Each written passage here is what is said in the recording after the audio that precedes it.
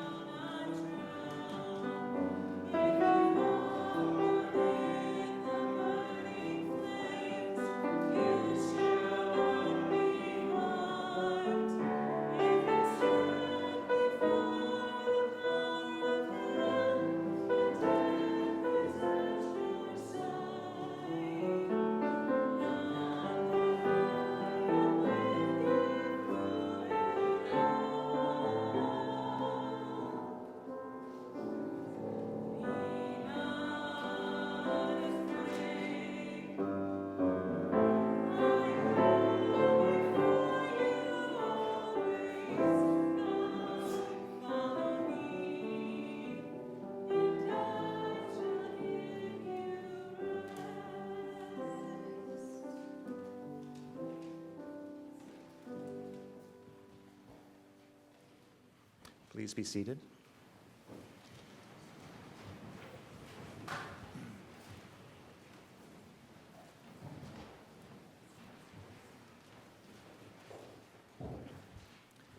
Welcome, friends, here in the sanctuary and joining us remotely.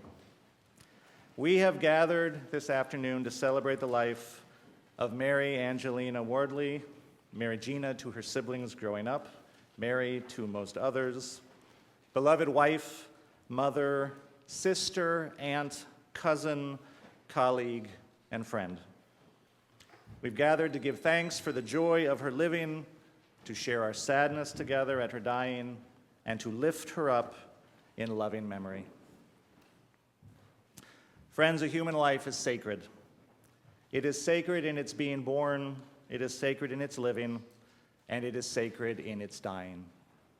As mortal beings, we live our lives between two eternities, carried by the Spirit of life from the mystery of birth to the mystery of death. When the veil of death falls between us and the one who we love, especially when that veil falls too soon, our grief and the depth of our loss and that feeling of separation is profound. We are humbled both by the wonder of life and the reality of life's end. And so, it is good that we turn to one another in our gratitude and in our sorrow to share our stories, to honor and celebrate the life of the one who was with us in spirit but no longer in body, and to hold fast in hope and love to those things which are enduring and eternal. We trust in God's faithfulness. We trust in the enduring power of love. We trust in the promise that we are all held by a love so great that it will not let us go, as Mary trusted in the love that was ultimately calling her home. And so Mary is held in God's love now. May we take comfort in this, and even in the depths of our sadness, may we remember that that faithful love is with us too. Today, amidst our tears, we will honor Mary's spirit, joyful, exuberant, adventurous, courageous, generous, full of gratitude for her family and friends and all of life's good gifts, just as your time with Mary was a gift. This is a time to honor and remember Mary as the blessing that she was. And as it is the human condition to laugh and cry at the same time, as you share memories of Mary today, I invite you to celebrate her spirit not only with tears, but also with smiles and kindness and fellowship. In honoring Mary's life together, may you find comfort and peace.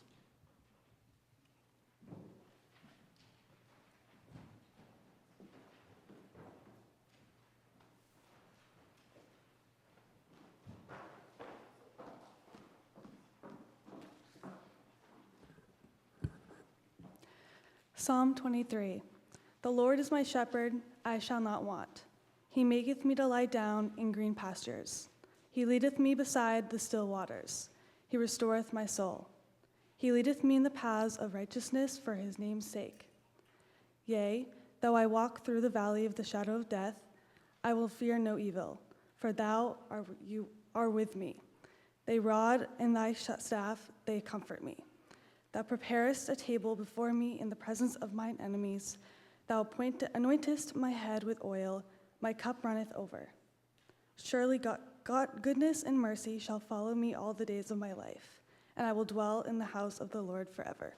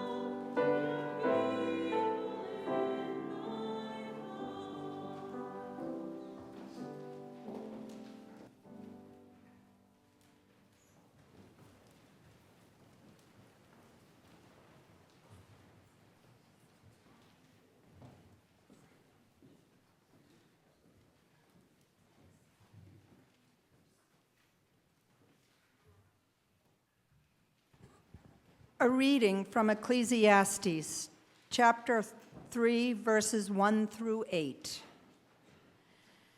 To everything there is a season, and a time to every purpose under the heaven. A time to be born, a time to die. A time to plant, and a time to pluck up that which is planted. A time to kill, and a time to heal. A time to break down, and a time to build up. A time to weep, and a time to laugh. A time to mourn, and a time to dance. A time to cast away stones, and a time to gather stones together. A time to embrace, and a time to refrain from embracing. A time to get, and a time to lose. A time to keep, and a time to cast away. A time to rend, and a time to sow. A time to keep silence, and a time to speak. A time to love, and a time to hate. A time of war, and a time of peace. Thanks be to God.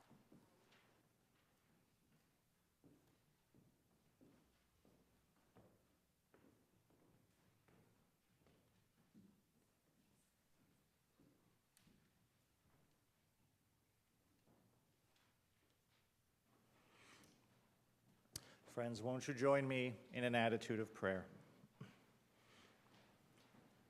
God of many names, God too great to be named, God whose name is love, be with us in this place today.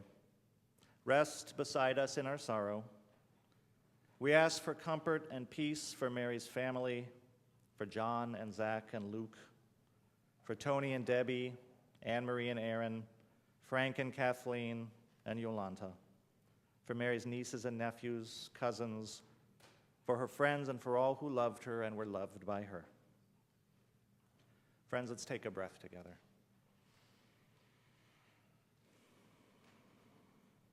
I invite you to be aware of the solidity of the ground beneath you, of the good earth that is holding you and supporting you underneath these pews. And may you be reminded of all the ways in which things persist and endure, and of the love that is holding and supporting you now. I invite you to be aware of the movement of the air flowing through and around us and between us, surrounding us and connecting us in this sanctuary.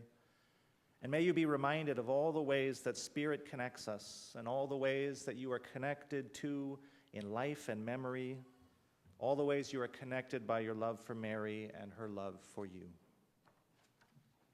I invite you to take another breath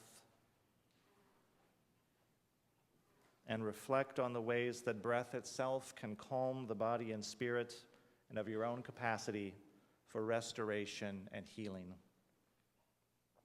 For those of you who were closest to Mary, who were connected to her most dearly, there are spaces within your lives and within yourselves that may feel empty or unfamiliar now, with Mary no longer here in body.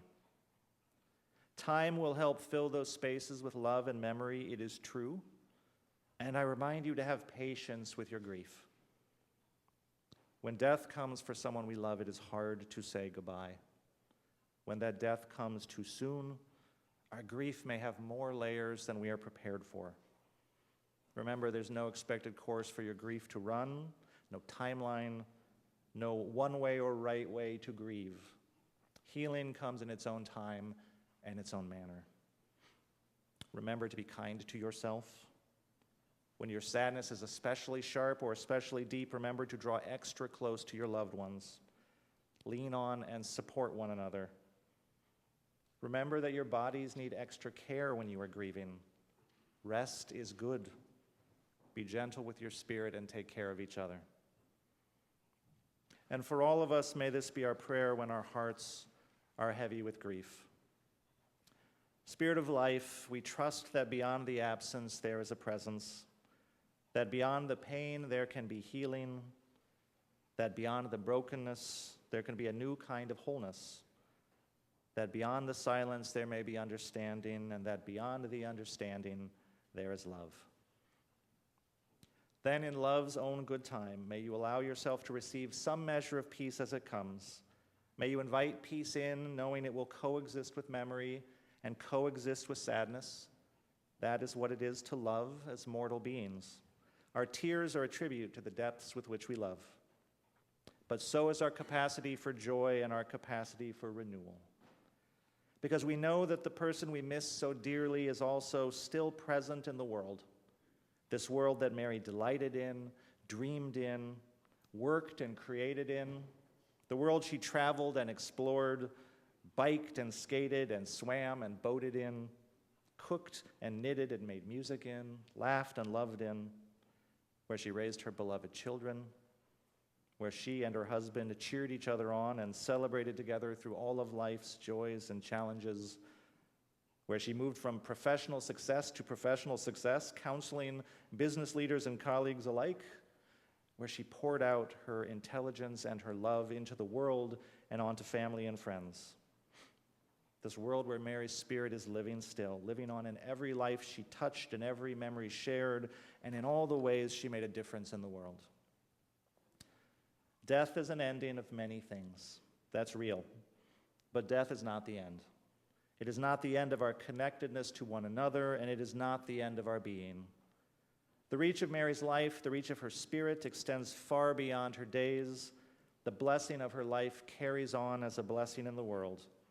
Above all, her love endures, because that is the way of love. Love acts in the world with power and persistence, and because our lives are so woven together, no act of love is ever lost. For all that Mary gave us, for the blessing of her life, and for her legacy of love, may we be grateful, and may we take comfort that she rests in a still greater love now. The love of God that is holding us too even now, in this place, in this moment, holding us fast to Mary and to each other in a bond that can never be separated, can never be broken. Spirit of life, Spirit of peace, God whose name is love, receive our gratitude for the gift of life and for the blessing of your daughter Mary. Hold her in love and grant us comfort and peace. Amen.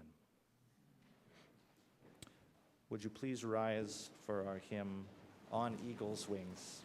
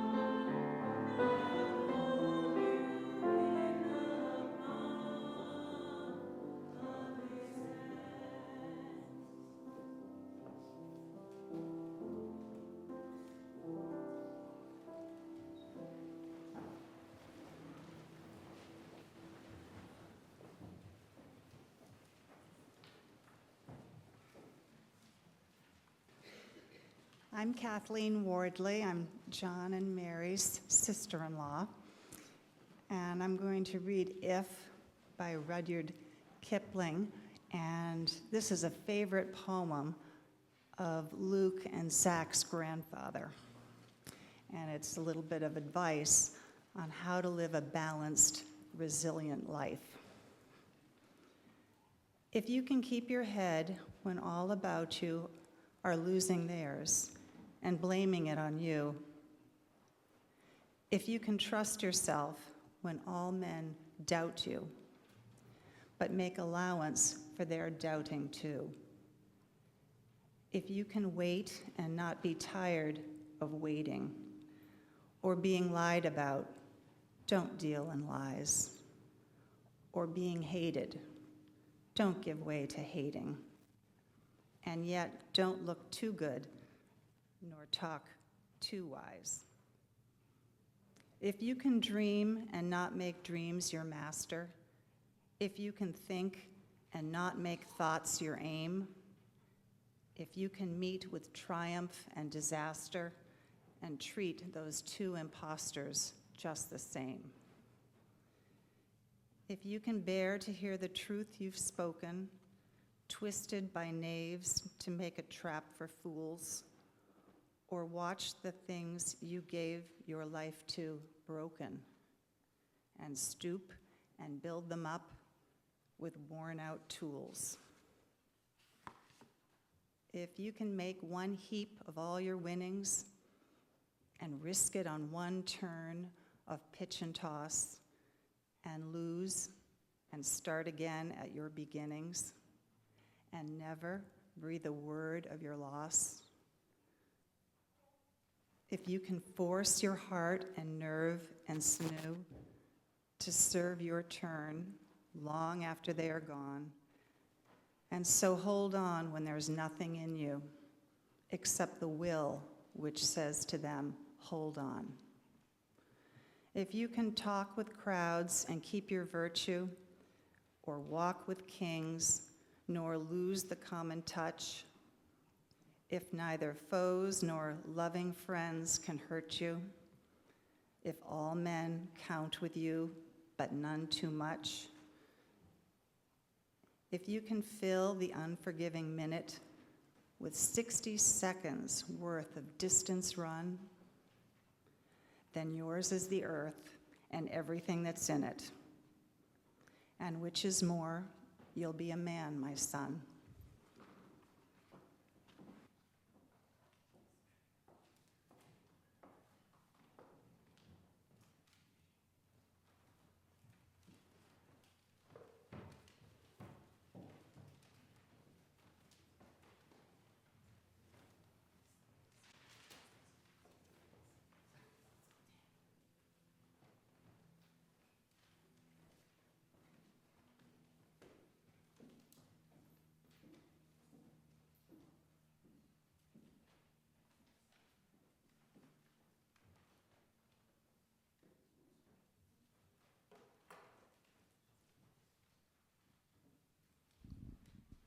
So welcome, everybody.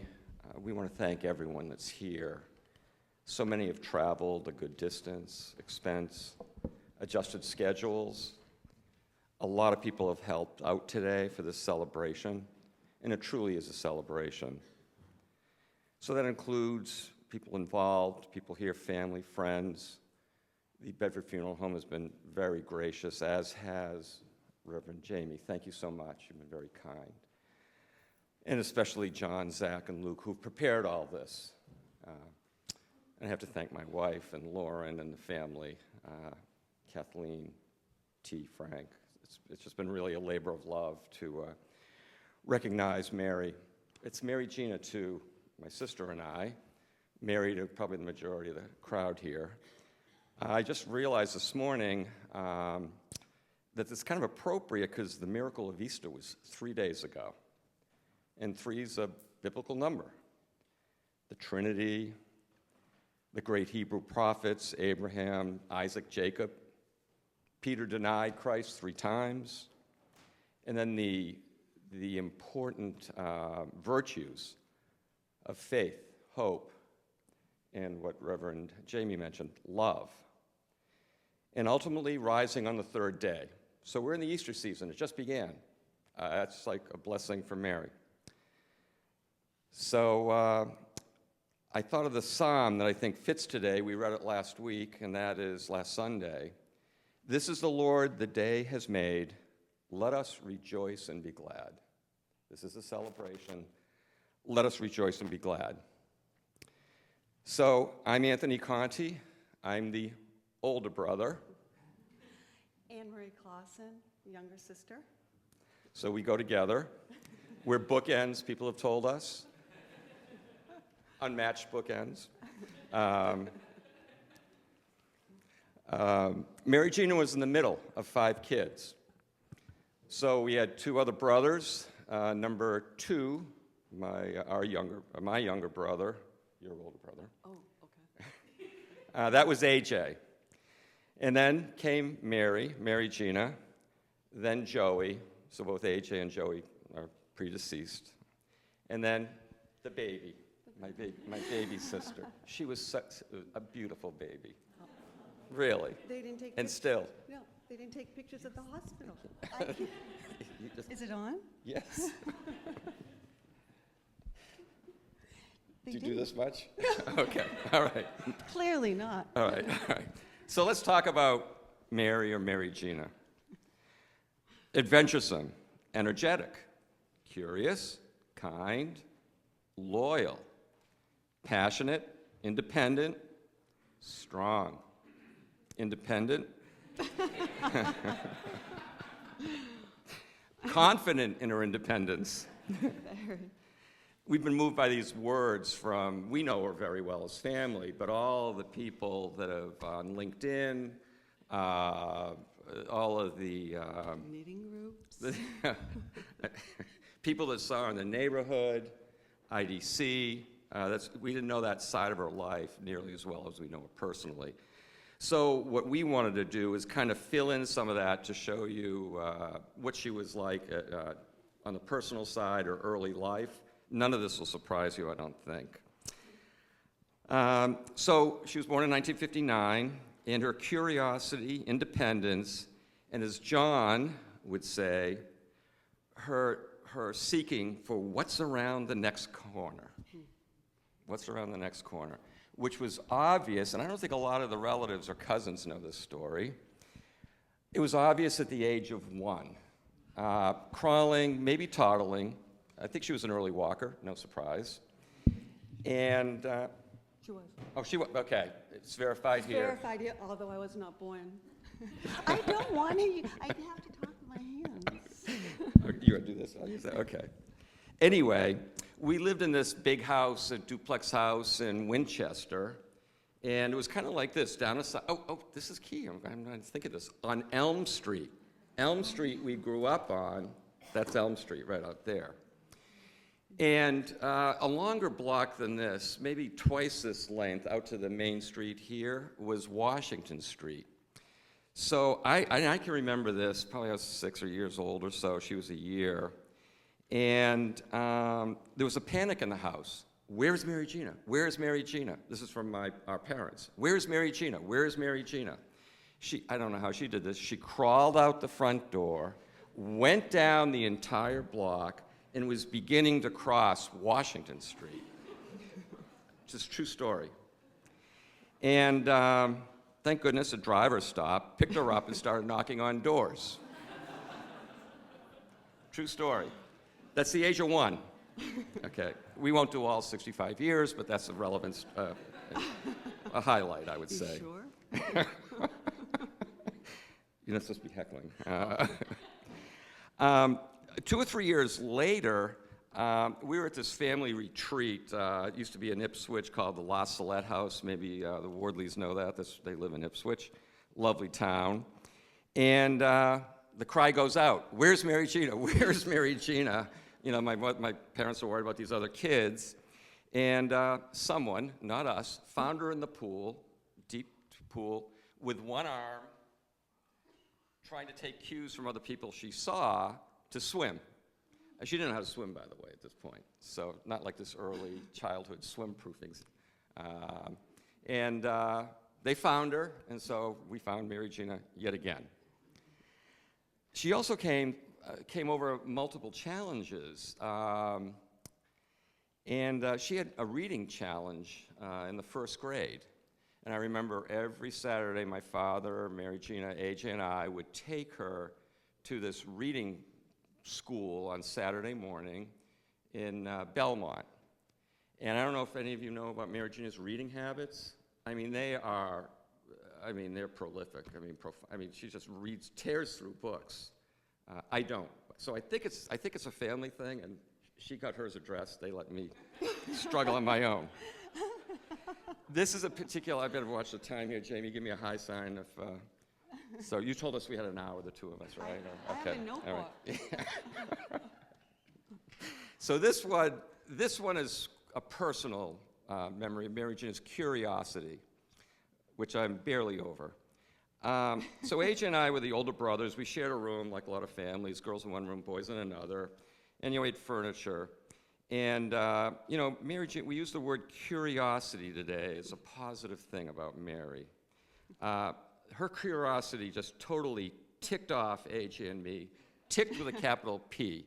I mean, we were peed off about her curiosity. So in our room, AJ and I had this large dresser, those old wooden dressers with the drawers, and that's where all our clothes and stuff were. So my stuff was on the bottom drawer. And I'd come home for, I don't know what grade, third, fourth, or whatever, maybe earlier, and all of the stuff was gone through, it's strewn on the floor, it's like, what is going on? And so AJ's ever the inventor, and I'm behind him, but,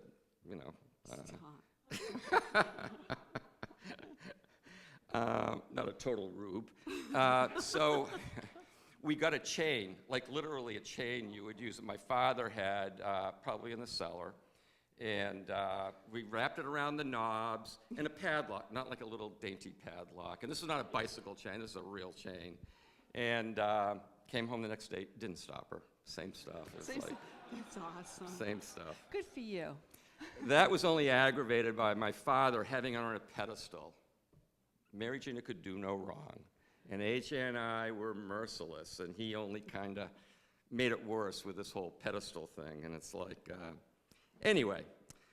But this has been a realization, reading all the IDC words and kind of thinking about this. I now realize that AJ's and my teasing our smaller sister at the time actually served to help her professionally. Because, no, really, seriously, we served as a crucible for her to go out in the world and stand up to anybody. Really, it's like one of the, maybe you've seen the obituary, she'd stand up to billionaire founders, and she didn't care. If AJ and Anthony could, that's nothing. That's nothing. So one last childhood story, then I'll turn it over to the main event here, the star. Oh, boy. This will not surprise you either. I forgot all about this. She was published at the age of 8 years old, legitimately. She got a bank account at Winchester Savings Bank. Those old little, you put them in and they tell you how much money. I don't know, she probably had less than $100 in it. A lot of money then, I suppose. She was so thrilled with a little passbook, she wrote a thank you note to the bank. Aww, True story. so cute.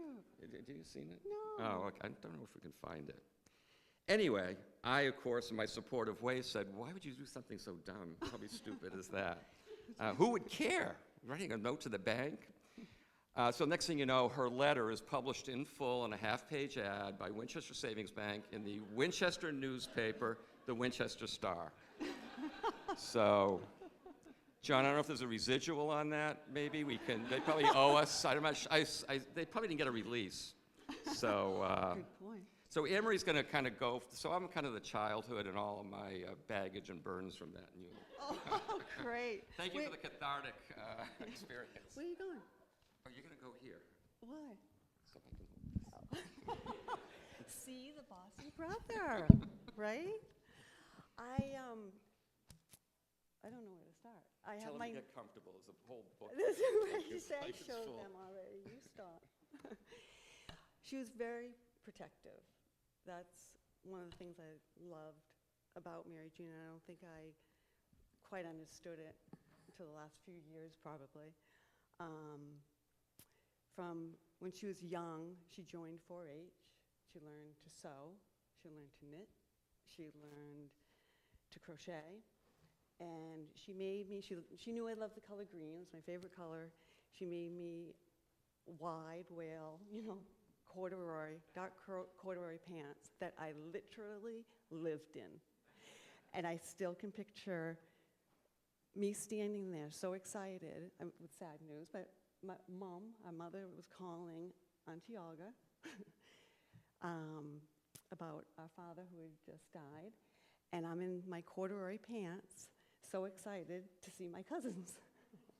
Not really understanding the whole concept of everything, but I look still, and I am not kidding you, I still look on Poshmark or anything I can find, because I don't know how to find these pants, or I'll have someone make them for me. So it was so sweet of her and kind, rather than wearing the boys' clothes or Joey's clothes that were passed down to me. It was a kind of polyester shirt. You don't remember that? No. Oh my goodness. Wrangler jeans. So I was thrilled to have anything girly. When I was between jobs, yet again, and didn't have really a place to live at that time, because I didn't have as much money, she let me move in with her in Watertown. So she was very, as I said, protective but caring. She wasn't mothering me. She wasn't trying, she didn't push me to get a job. She just took me in. And at the time, once I did get a job working full time, I was volunteering, I was going to school at night, first semester, and I wasn't prepared, of course, for school the next day, just like the whole 12 years. And I had to read The Bear by William Faulkner, and I was exhausted, and I was just like, I don't care what happens, Mary Gina. She sat down on the bed, read it to me, read the novella out loud, and explained any symbolism that was there. So the next day after work, I go to school, and I was like, I got, what did you think of the book? And I'm raising my hand, repeating exactly what Mary Gina had told me, laughing inside because I had no clue, but I just remembered her words. He was like, wow, I can't believe you picked up on that's great, that's great. So she got a kick out of that, hearing that story. What else? Timing? No, you're doing good. Okay. That's kind of a sad one, though.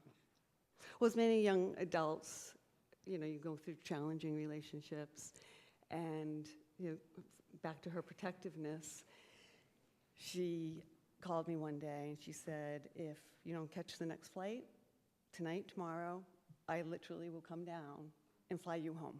From Florida. From Florida. And I was scared. So you know what I did? I caught the next flight. So I was like, holy smokes. She's not going to like what she's hearing on the phone. She's not going to like what she's coming into. Along with that is her athleticism. She and John were always sailing or rollerblading, then inline skating, biking, anything they could do for exercise, in the gym, out of the gym. And one weekend, John, I think he was sailing, if I remember this correctly. It was a Sunday, and there was a rollerblading, not inline skating, but a rollerblading race in Boston. And she called me and said, you know what, do you mind just driving in with me, and then you can leave, whatever, I'll meet John. But she was so nervous not having John there, because they did these things always together. So I was like, yeah, of course, sure. So I drove in with her, and I always had my skates in the back, which weren't as shabby as you originally thought. Very impressive. Thank you. So she was talking to John, and she couldn't get over being nervous. So I said, okay, I was like, Mary Gina, why don't I go with you? She's like, really, will you? And I was like, yeah, why not? So we get there, the start. Mary Gina, of course, takes off. I'm like, I don't know where I am. I'm not prepared. I don't have water. They're handing you water. I didn't know you take the water or the goo they give you, because I'd never done this before. So she probably finished in 2 hours, who knows. I have no idea how far behind I was, but I was far behind. Like I was like the Hunchback of Notre Dame by the time I was getting to the finish line, and all I can see is her little face and her hands and the what do you want to call it? Thank you. I can't get that in my head. A chain link fence. Go, Riri, come on, Riri. Go, Riri, you can do it, you can do it. And I was almost in tears because I was like, baloney, you know I stink. I'm barely making it. But she was so sweet, like she was so excited for me to finish. She's probably standing there an hour. But you know what? She wanted me to finish. And she knew I wouldn't take the skates off because I'm stubborn. So I didn't care how long I was going to be there. Should that be it? Or, I mean, I have... Is there anything critical? All of it's critical. Wow. anything you particularly want to share? One story that Mary Jane's advice was, which was really smart, and I've used it, saying it was my own, for many years now. She would say, do what you enjoy doing, and you'll find friends. So if it's joining a health club or singing, clearly I didn't do that, but whatever it is, just sign up for something or join a group or a community. So I joined the Appalachian Mountain Club, and Ann Fitzgerald, Mary Gina, and I went for the weekend to ride bikes. We stayed at a hostel. I have pictures if anyone wants to see later. But once we got on the bike, of course I was not prepared. So I didn't have the right shorts, I didn't have snacks, I didn't have a fanny pack, I didn't have water, and I had probably some old sneakers. I'm surprised I didn't have flip-flops on, literally. So we get in a few miles, and I'm already cranky because I'm hungry, I'm thirsty. We stopped, and I'm not kidding, at least 4 times to give me water, change my shoes, and, of course, Mary Gina, being prepared, had an extra pair of bike shorts that were padded because I was complaining about how sore I was. Didn't finish because then again, I was hot. She told me I was dehydrated. And I just said, you know what, I stopped. I don't care, you guys go, you and Ann go, and I'll catch up with you. But we all stopped together, brought the bikes back, and ended up in one of, I can't remember which one, whatever, it's not a dry town on Martha's Vineyard, having lunch and a beer. And she didn't, as much as she loved to exercise and was probably so wanted to, she just laughed it off. She didn't care. She didn't care that she didn't get her bike ride in. She just cared that I was comfortable. Oh, so sweet. I don't think I have anything else. Oh, wait, no. She was telling me she's worried. I don't think I have anything to say. Oh, I'm getting pushed out. No. Is there anything? No. I think a lot of people were shocked. It's so embarrassing. Some of my cousins who didn't know Mary had breast cancer. And all of us spent a great deal of time. Our last 2 months were challenging. So we were, all on it. Anne-Marie, I have to give credit, sounded the alarm very early. That's that sixth sense that women, but particularly, I don't want to be sexist here, but Anne-Marie, my mother had that. She just knew. She said, this is a dire circumstance. I'm like, what are you talking about? Because she had lived, and this might be surprising, about 8 years, you would not know she had cancer. It's like, really? She's just taking her oral medication, and 8 years. In fact, her oncologist said, I'm really shocked at how well she's done. Well, you got close to him towards the end. So the family, she wound up in Beth Israel Hospital, as you may well know, and they were all great, particularly our oncologist, but everyone on the floor. They were very supportive. I was amazed how people gravitated to her, the healthcare people on that floor. So we were blessed to spend, Anne-Marie and I, Well, so John and the boys were there, and Anne-Marie and I happened to be there on the day before she died, which wasn't expected at all. You know, we're talking to the doctor, and it's like, hey, she's done 8 years, let's get on that program and get another 8 years, and, you know, Zach and Luke, you know, get them, you know, more fully into the world. And that wasn't to be. So Anne-Marie and I were there this last day, and it was kind of it was a very special day, very, very special day. And don't be shy if I leave it. Okay, I won't. Leave any of the aspects out. And so, you know, there were 5 kids, and, you know, our parents died in their 50s. So it's, you know, there they are, the 3 of us, the 3 left out of 7, because Mary Gina, you know, Anne-Marie and I.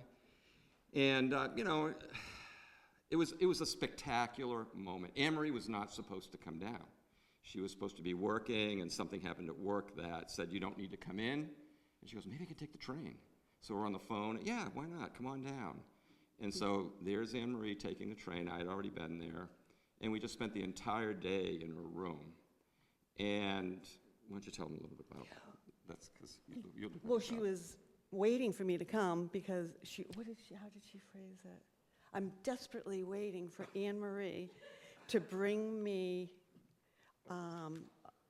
popsicles and grape juice. Grape juice. Desperately.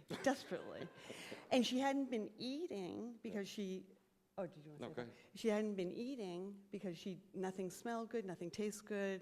It tasted like chalk. She couldn't keep anything down. But they needed her to eat for the next round of treatment, whichever way they were going to go. But they wanted her healthy enough to be able to have her body accept it. So, of course, this day, she couldn't eat from midnight, I think, the night before. Yeah, she was fasting in preparation for something that was going to help her, a procedure that was going to help her. So she had to. So she wasn't particularly good eating, and then she had to fast. Right, now all of a sudden she's famished. And she wants everything under the sun. And we're like, okay. Anthony's running out, you brought that mixer. Yeah, this looked like a campsite in her room because Literally. we had 2 coolers. Zach was cajoling her, come on, Mom, you got to eat. Yeah. So we had a blender. We had 3 or 4 flavors of lactose-free ice cream that she wanted, ice cubes, a bunch of stuff. More types of Ensure, whatever the competitors are. This flavor, that flavor, a strawberry, you know.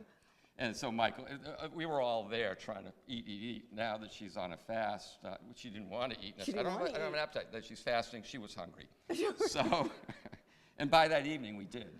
She drank a whole shake. Yeah. Yeah. A few. So. But Anthony's running out because she wanted blueberries in it. Yeah, she and wanted special fruit. strawberries It's and like, you name it. yeah. All of a sudden now she wants it. So I can tell you all the stops around the medical complex where to get this stuff. Running around Boston. John was gamifying, trying to make it we could convince her to eat if she does this. I don't know, John. I never really understood the algorithm, but. Hopefully we won't have to. But John was saying, let's gamify that, and Michael was doing the same thing. Make it a challenge for her. I mean, it was nuts. But, so, tell them about how she was she was a little bit groggy that morning from some of the, and she was comfortable. She was largely comfortable. Right, she wasn't in pain. Yeah. She was comfortable, but just a little out of it. So. And we were having a grand old time, by the way. And it was kind of well, you can see. Well, she was in and out. She was in and out. No. But we were. It was really a family moment that I will cherish forever. It just struck me, the 3 of us, and we're having a blast. And so. And we're kind of talking back and forth, and she's like, dozing off. And we're like, oh, Anthony, she's asleep. Oh, yeah, great. And then all of a sudden, she'd wake up and give us this look because we'd be laughing. And she heard every word we said. Yeah. We're like... We thought she was sleeping, and she's repeating to Anne-Marie everything that just got said. Everything. And the PT. At one point, PT, 2 women came in to exercise with Mary Gina. And Anthony and I are still, going back and forth. For her sake, really.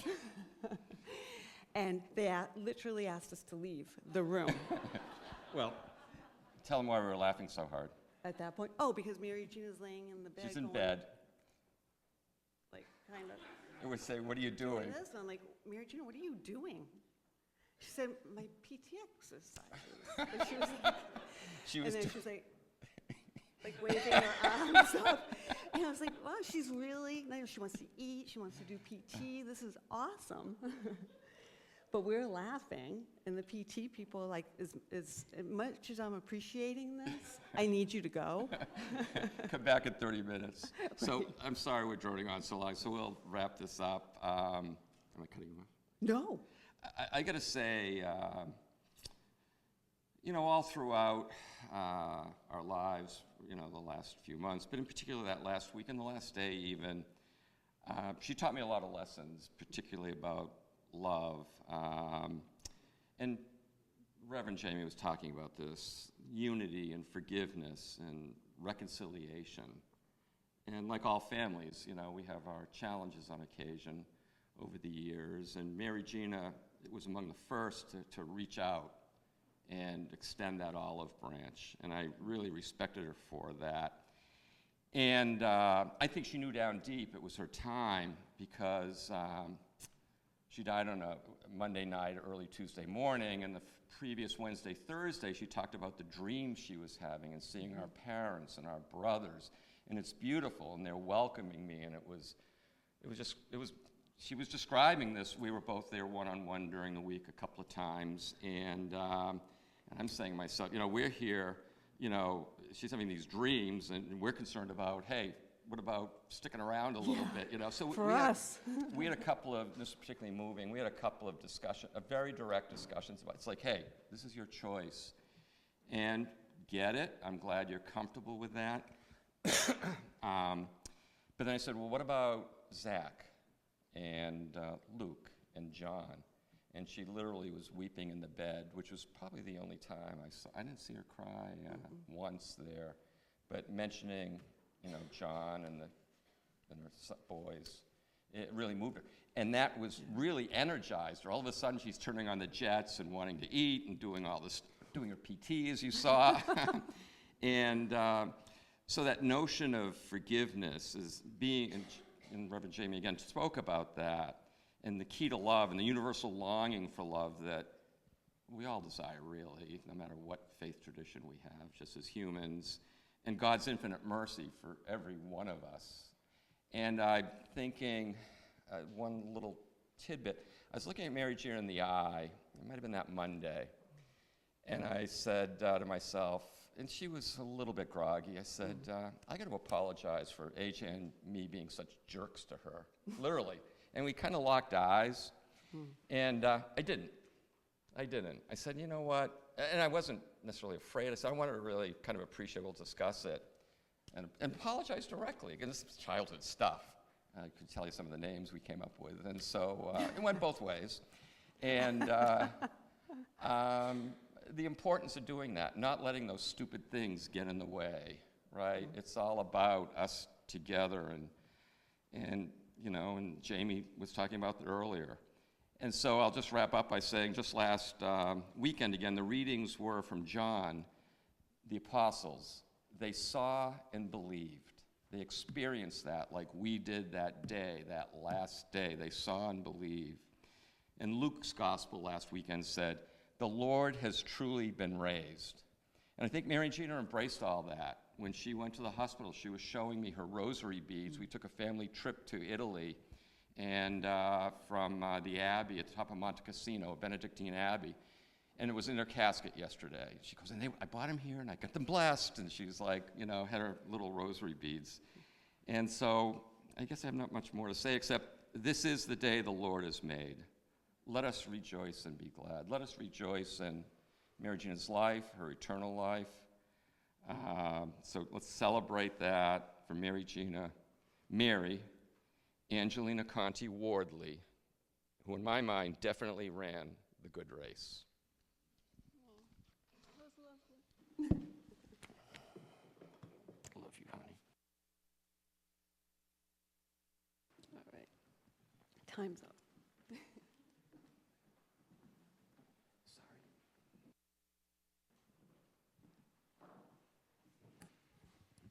Thank Thank you. That was beautiful. That was beautiful. We're going to share a special video now of some photos of Mary set to music. It's about 4 minutes long.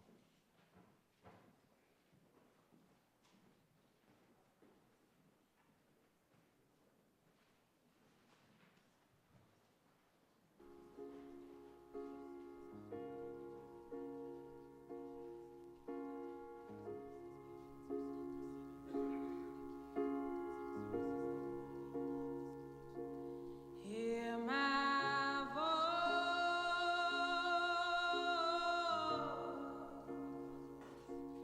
hear my dreams.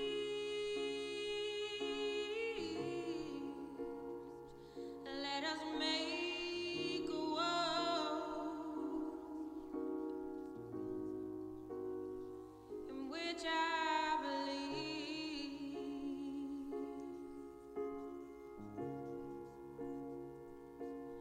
Hear my words,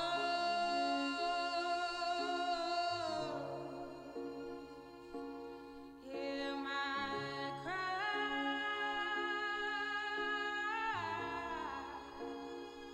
and let me see a change through these eyes.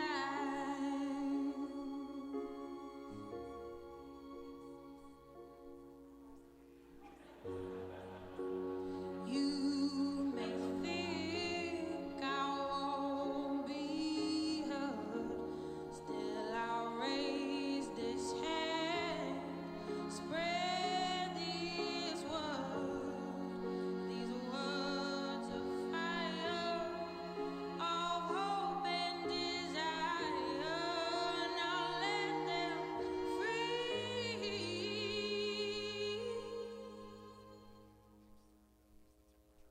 Hear my voice,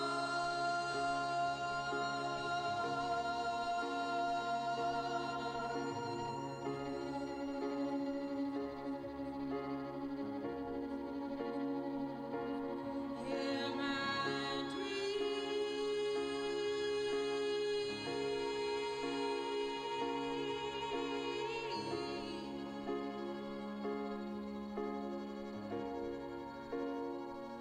Let us make a world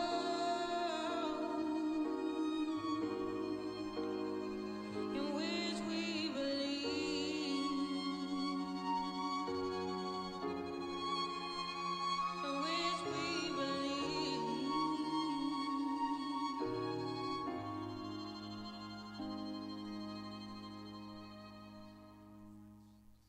Hear my words,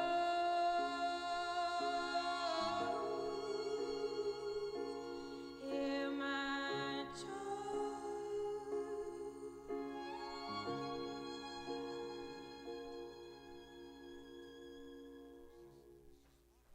hear my voice.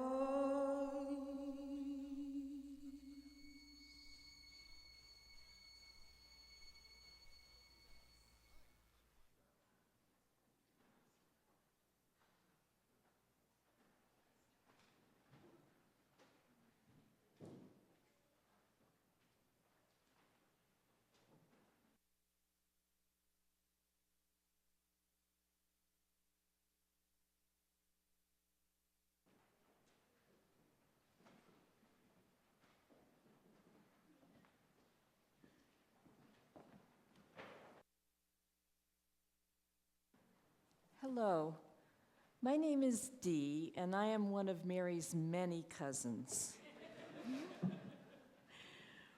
We're here today to celebrate Mary's life and also to say goodbye to her.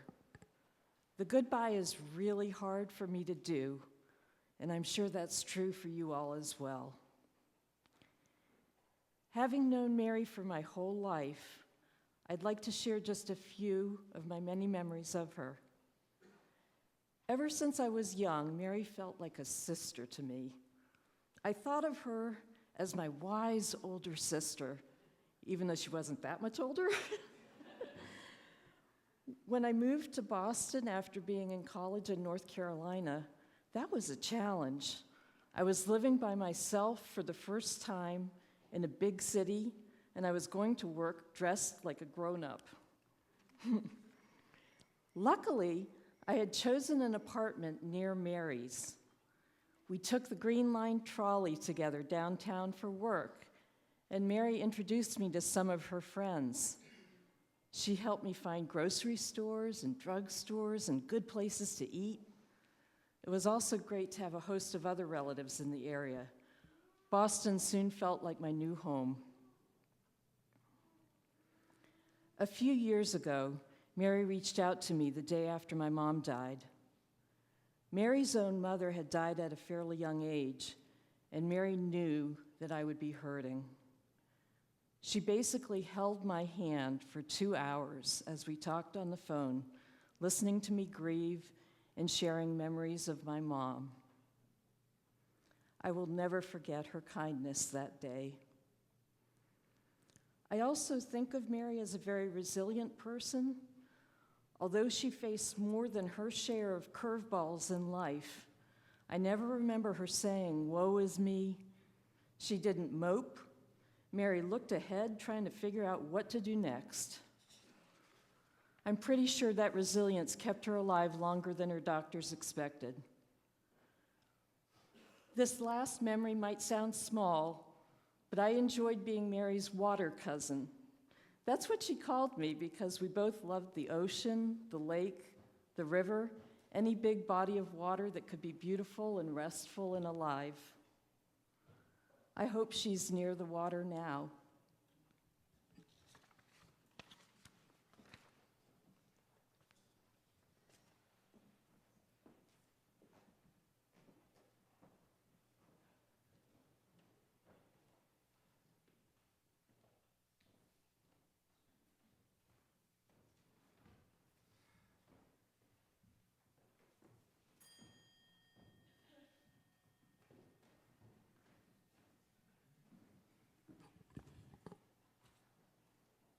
Good afternoon. My name is Betsy Compton, and I first got to know Mary about 40 years ago when we worked together at Yankee Bank in Boston. When I look back on all those years of knowing Mary, what stands out is not a single major event, but many smaller, shared moments. Mary was fun to be with and funny. We laughed a lot. We cried a little, and we talked and talked and talked. There was no such thing as a 5-minute phone call with Mary.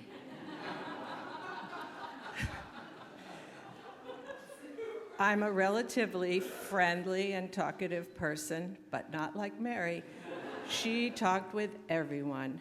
When we were working together at the bank, we often ate lunch together and with other friends like Charity and Jane, who are here today. Mary was usually about 10 minutes late to meet, and I soon realized it was because she stopped and chatted with everyone she saw on the way from her office to the building exit. Mary always had a story about her family, her friends, her dog, or something that happened on her way to work. I and others were drawn to her energy, her liveliness, her humor, and laughter. My first office at the bank was in a dreary spot in the basement and would really brighten my day to have a smiling Mary show up in the doorway with a story to share. Mary and I had real camaraderie, and we did a lot of things together. We cross-country skied, we went to the beach, we inline skated. She even tried to teach me to knit, not a success despite her best efforts. And most of all, we cycled together. With her enthusiastic support, my first multi-day bike ride and my first century ride were with Mary. But we didn't approach them in the same way. I basically just rode and pedaled until I stopped, with little analysis. But like with most of her pursuits, Mary was a student of cycling. She loved to collect and share information. And so from her, I started to learn about bike geometry, cadence, pedal strokes, proper fueling, seat design, etc. I always admired Mary's forthrightness. There was little doubt about her views on most things. people, places, foods, ideas, books, movies, whatever. She was a fierce protector of all those she cared for, and if she took offense to someone's words or actions, they knew it. So for me, the one word or image that best embodies Mary is friend. Really, Mary was everything you would want in a friend. She listened, she really cared, she wholeheartedly shared in her friends' joys and sorrows. She shared what she knew and what she loved and enjoyed. I was lucky to have Mary as a friend for so long, and it's the many small shared moments of friendship that I will always miss.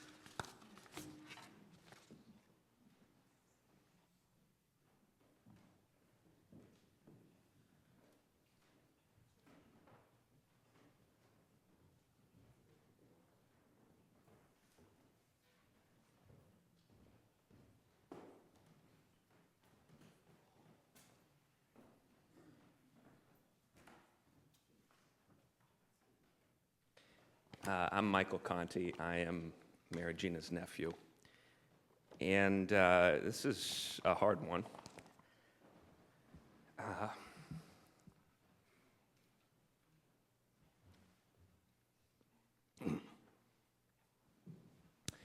She was a big person. And it was actually very comforting last night to hear from some of her friends and colleagues about the other dimensions of her life that I just kept finding myself saying over and over, that makes perfect sense, that she would act that way or say that, or that was your experience of her. And it was just comforting in a weird way. So thank you, and I look forward to hearing more of that. But some context for myself, my sister, our family. Growing up, it was a cherished time coming up to visit my dad's relatives. Very special. My two aunts, Mary Gina and Anne Marie, my uncle AJ, these people were like heroes to me. They were fixtures in my life that I loved every trip we took to see these three people. Home movies going back to when I was little, my sister was little. There's just something about each of them that was so special and reminding us of values in our father, Anthony. But, you know, it's all shared values and the same thing, but with different words, and there was a comfort in that. Shared values, interests, laughter. All the Contis have the same sense of humor, much to a lot of people's chagrin, perhaps. But when I think about my aunt, Mary Gina, the words that absolutely come to mind, they've been said before: kindness,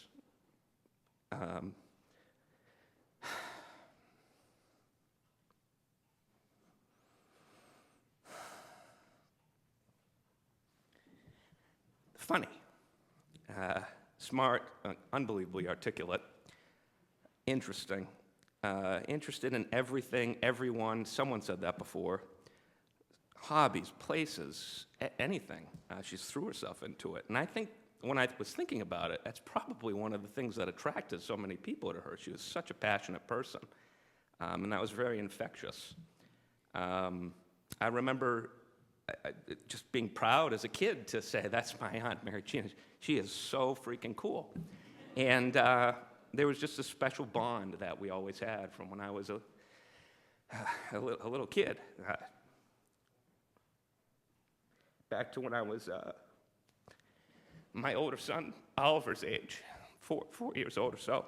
She called me Micule, and I loved that. I thought that was the coolest thing.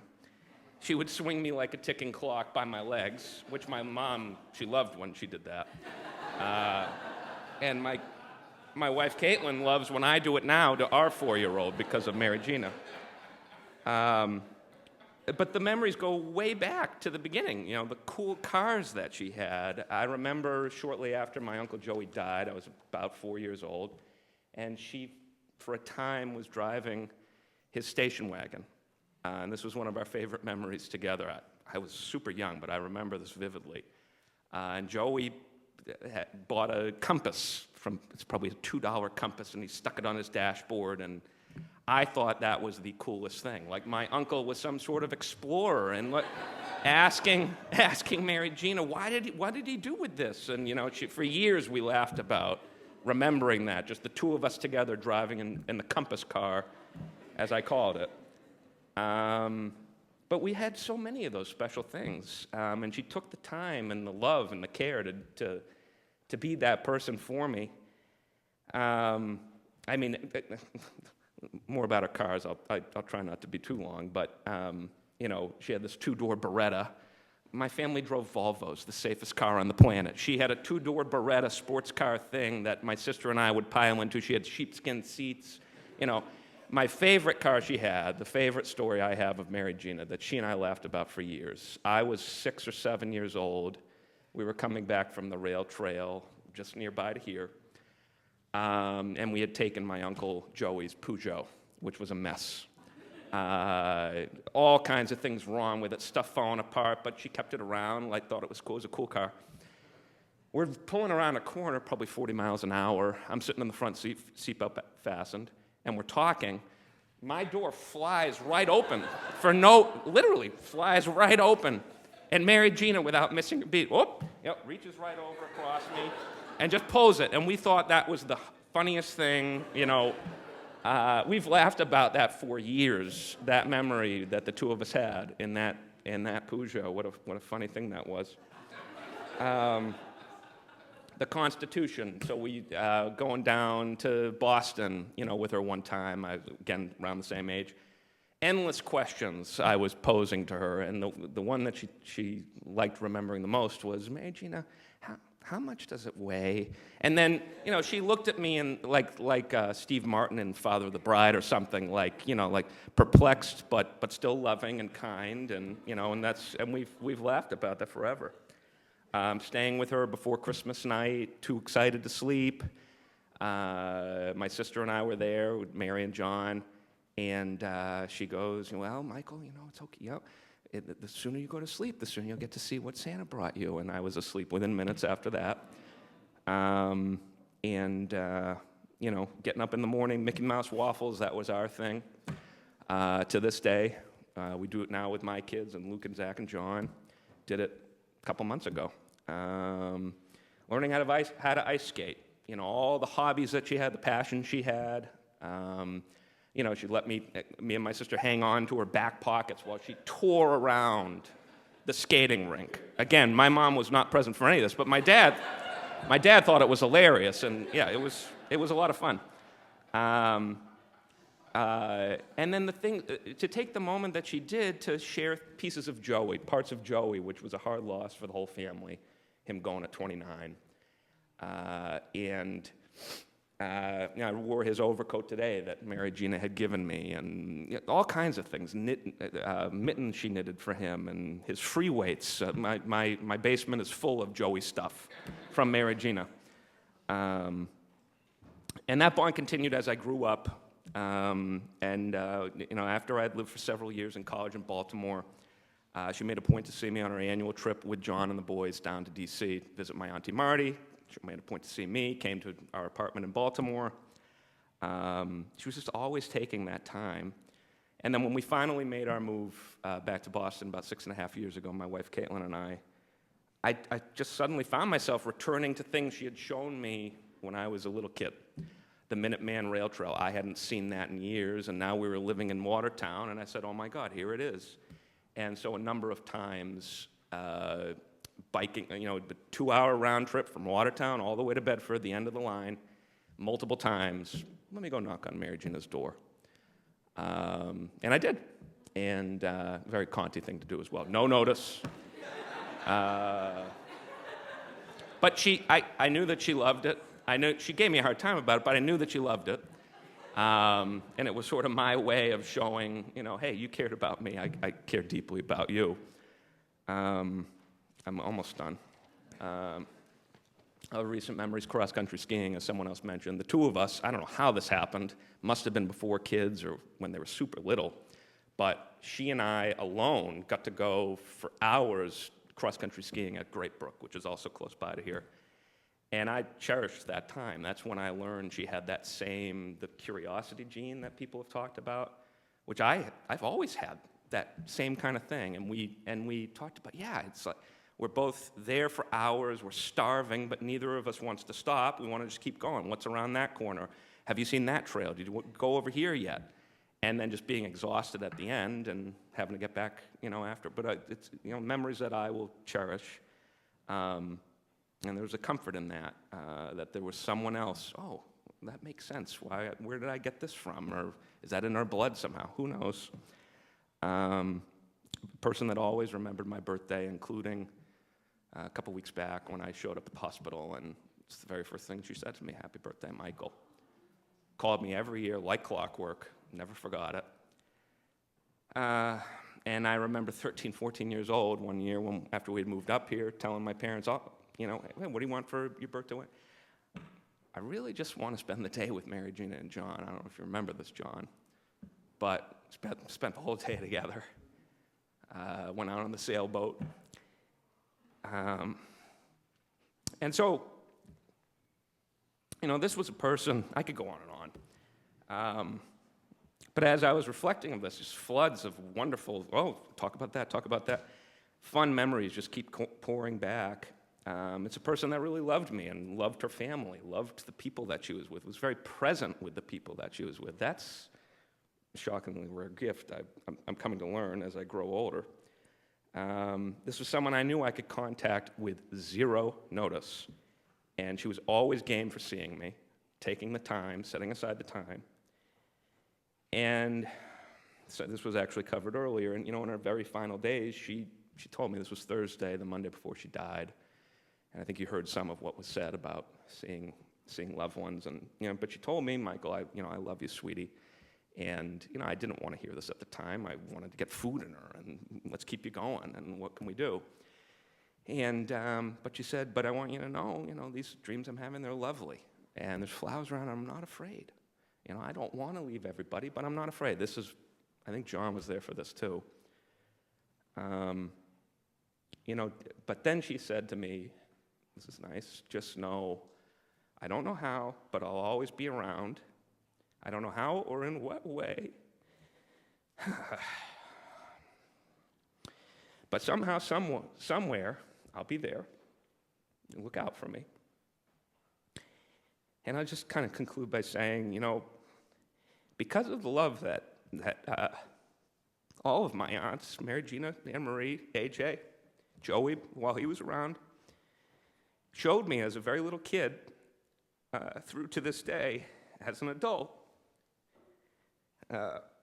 that's really in part why I'm able to show that same love now to my own family and to the other people in my life.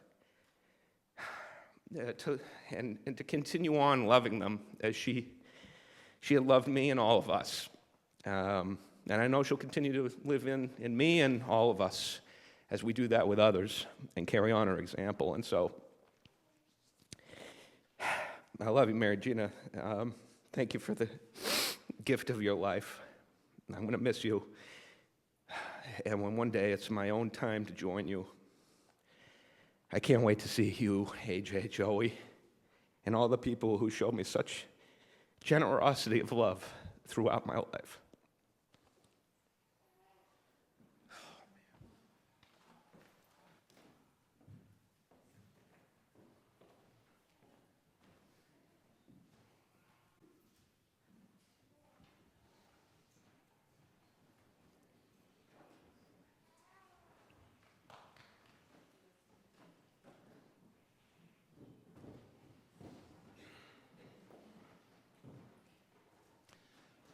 We're going to close out this time of sharing with a special candle lighting ritual. So I invite John, Zach, and Luke to come up and light a candle in honor of Mary.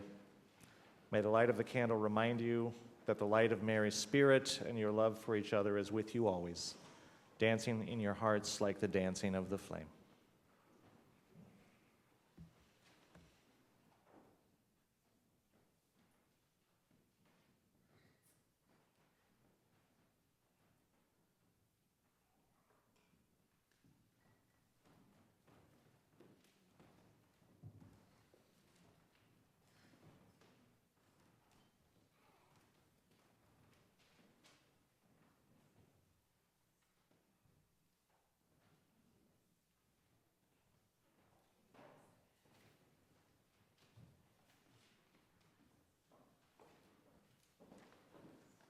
Hello, I'm Mary and John's niece, Maddie. I'd like to share a poem in honor of Mary and in dedication to my cousins, Luke and Zach.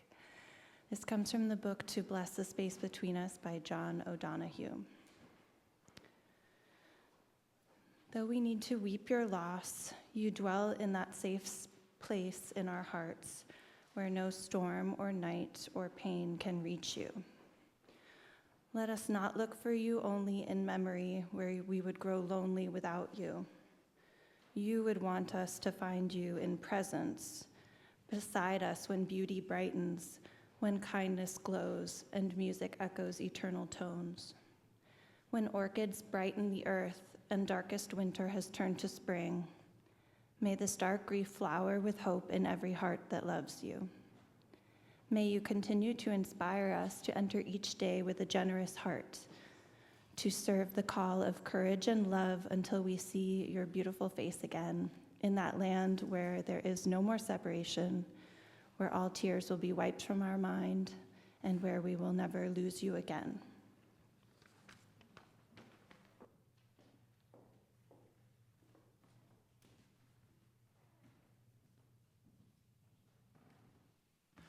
Our closing music is a recording of Amazing Grace that was special to John and Mary.